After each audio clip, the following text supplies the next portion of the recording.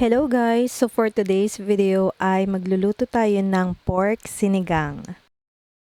Ito yung mga ingredients na gagamitin para sa pork sinigang at ang una kong gagawin ay igigisa ko sa mantika yung sibuyas at bawang.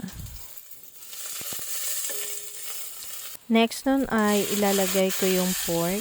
Igigisa ko siya ng bahagya.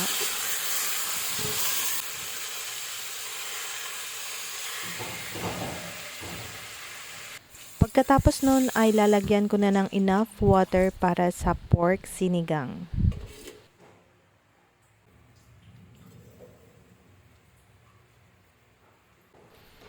Pag napakuluan ko na yung pork ay ilalagay ko na yung luya at kamatis. Tapos lalagyan ko na rin ng asin. Halu-haluin lang para magpantay at takloban.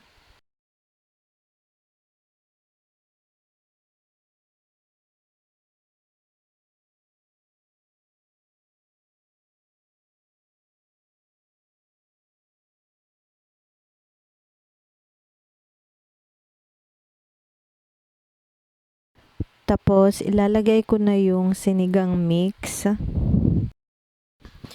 Timplahin at lagyan ulit ng asin para mabalance yung lasa at ilalagay na yung okra at sitaw. Haluin ng bahagya para magpantay at takloban.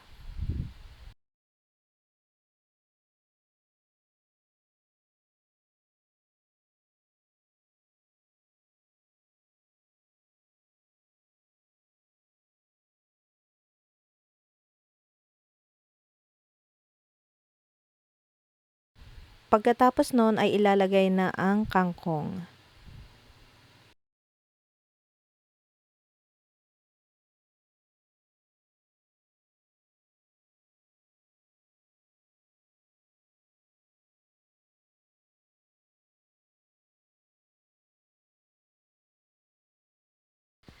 Pag napakuluan na ay ganyan na yung kanyang texture at ayan na nga, malapit na natin siyang iserve.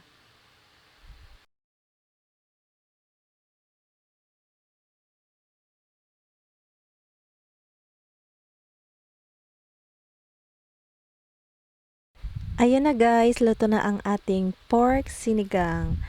At thank you so much guys for watching this video. Kung hindi pa kayo nakapag-subscribe, please subscribe to my channel and see you on my next video.